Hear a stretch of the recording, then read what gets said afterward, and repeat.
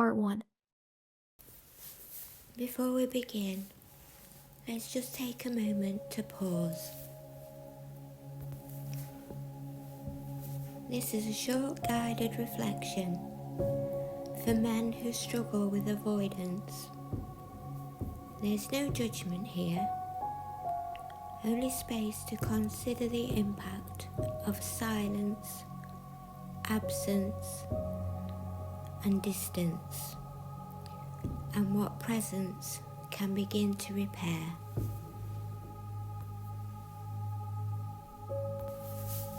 You're invited to listen with openness and only take what feels useful. Now just take a moment to settle.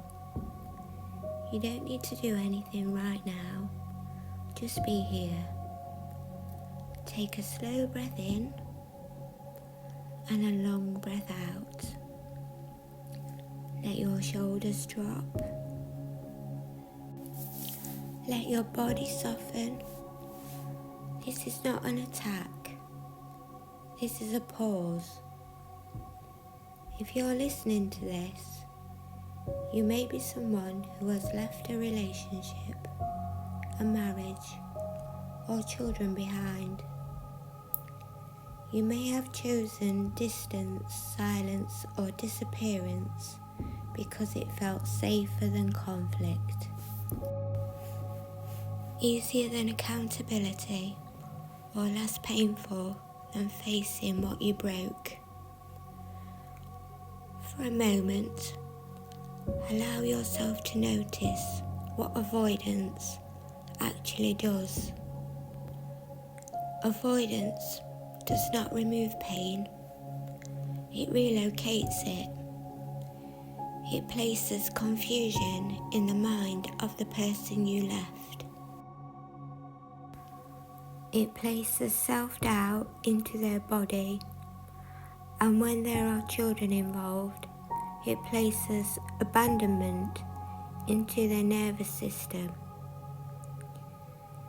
You may tell yourself that staying away keeps things calm, that silence prevents harm, that disappearing is better than arguing, but silence is not neutral. Silence teaches others that their needs are inconvenient, that their feelings are too much, that connection is conditional. And children learn from this more than words. They learn what love looks like under pressure. They learn how men respond when things get uncomfortable. They learn whether responsibility is something to face or something to run from. Take another deep breath. Notice if there is resistance here. That's okay. Avoidance is not the absence of care. It's often fear in disguise.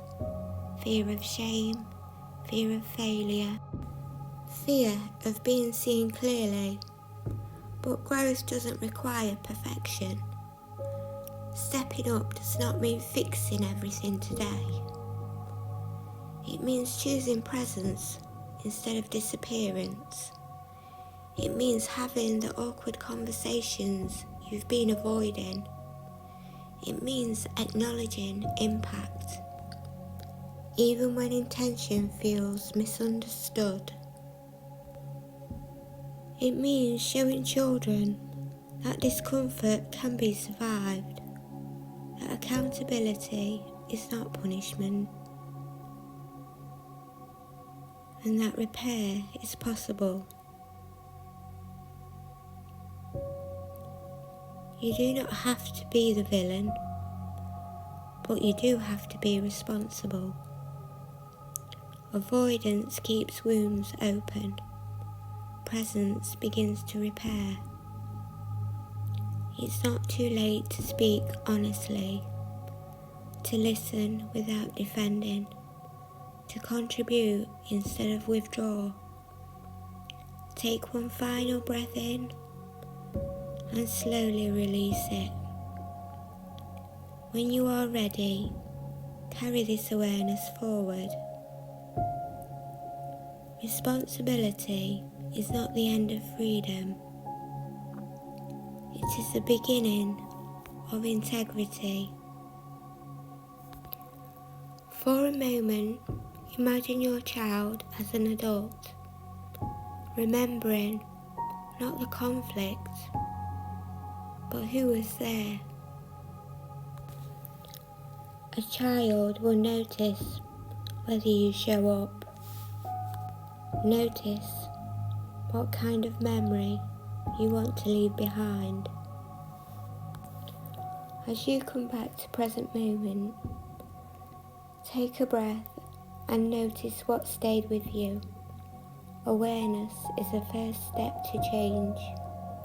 You don't need to act yet. Simply let this reflection settle. You can revisit this video at any point.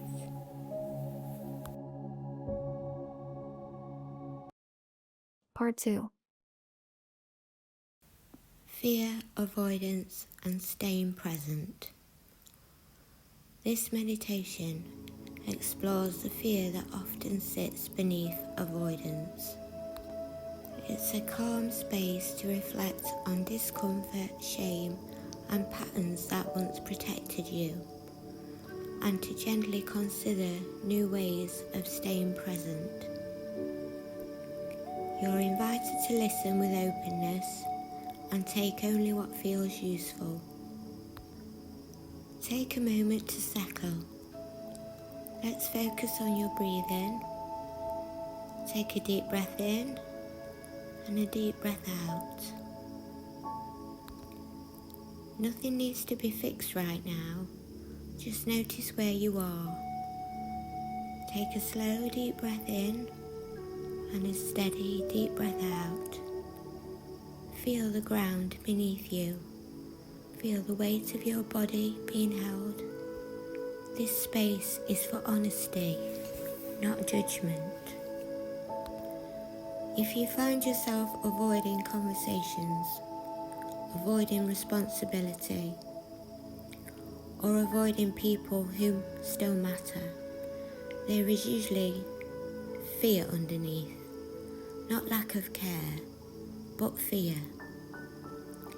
Fear of being seen as the one who caused harm.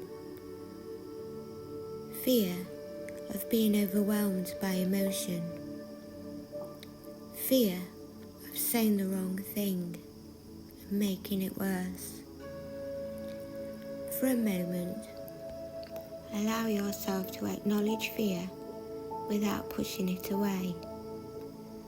You may have learned early in life that emotions were unsafe, that conflict meant loss, that vulnerability led to rejection or shame, so your nervous system learned a strategy. Withdraw, disconnect, disappear. This strategy once protected you, but protection can quietly become a prison. Avoidance feels like relief at first. The tension drops, the noise stops, but over time, avoidance creates distance from others and from yourself. Notice what happens in your body when you imagine a difficult conversation, a tightening, a heaviness, an urge to escape. This response does not make you weak, it makes you human. But growth begins when you realise that fear does not have to be obeyed. You can feel fear and still stay. You can feel shame and still speak honesty. You can feel discomfort and still choose presence. Take another slow breath. Avoidance often convinces you that staying silent is kinder, that disappearing causes less damage.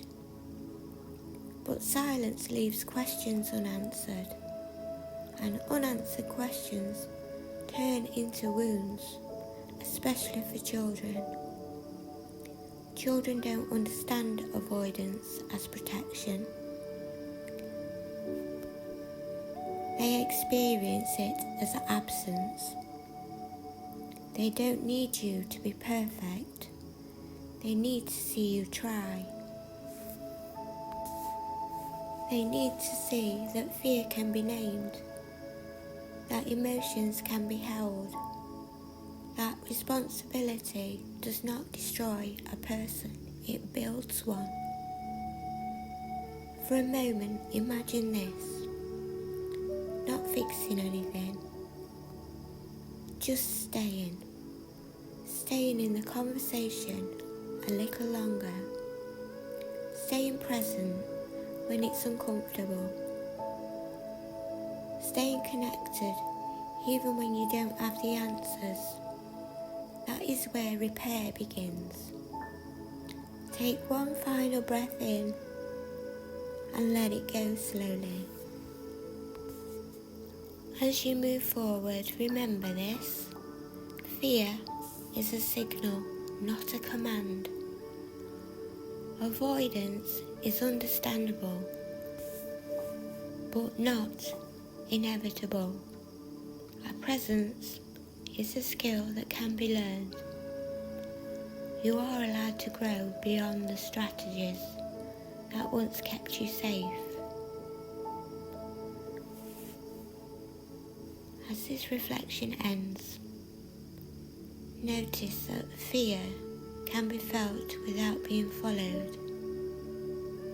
You are allowed to pause, to learn, and to stay present. Take what feels useful and leave the rest. Part 3: Accountability, Repair, and Choosing to Step Up. Take a moment to arrive fully. This reflection is about responsibility and repair. Not as punishment, but as clarity, and as a way of choosing presence, integrity, and contribution moving forward.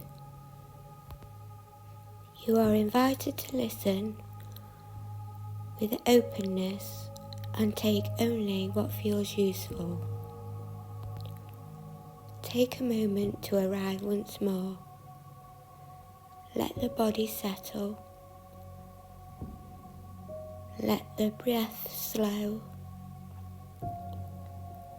Take a gentle breath in and a steady breath out.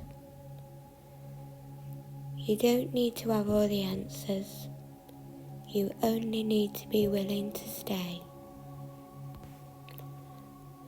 Accountability is often misunderstood. It is not punishment. It is not humiliation. It is not being attacked or diminished. Accountability is clarity. It is the moment you stop defending the past and begin shaping the future. If you have avoided responsibility, it may be because you believed that acknowledging impact would make you the villain. But accountability does not erase your humanity, it restores it. For a moment, imagine taking responsibility without explaining, without justifying, without minimizing, simply acknowledging what happened and how it affected others. It does not require perfection. It requires honesty. Repair does not mean fixing everything at once. Repair begins with one choice. And that choice is just to show up. Showing up sounds like listening without interrupting. It sounds like saying, I see how this affected you. I understand why this hurt. I am willing to take responsibility. And when there are children involved, repair carries even more weight. Children don't need grand gestures. They need consistency. They need reliability. They need to know they matter. When a child sees a parent step up, even imperfectly, they learn that mistakes can be owned, that relationships can heal, that love does not disappear under pressure. Take a breath here. I want you to imagine the long-term impact of choosing presence over avoidance, not just today, but years from now. Imagine your children remembering not the conflict, but the moment you returned, not the absence, but the effort. You don't have to erase the past to change the future. Responsibility is not about control. It is about contribution. It is about choosing integrity over comfort, courage over silence, connection over disappearance. Take one final breath in and release it slowly.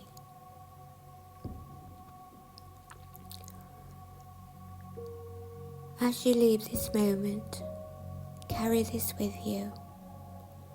Repair is possible, presence matters, and stepping up is an impact of strength, not weakness. As you return to your day, remember that responsibility begins with presence. Small, honest steps matter more than perfection. Repair starts when you choose to stay. As you finish this series, take a final moment to notice what has shifted. Awareness, understanding, and responsibility are not destinations. They are ongoing choices. You do not need to change everything at once. Presence begins with one honest step. Carry forward what feels true, and remember that repair is built through consistency, not perfection. Thank yourself for staying. Part 3.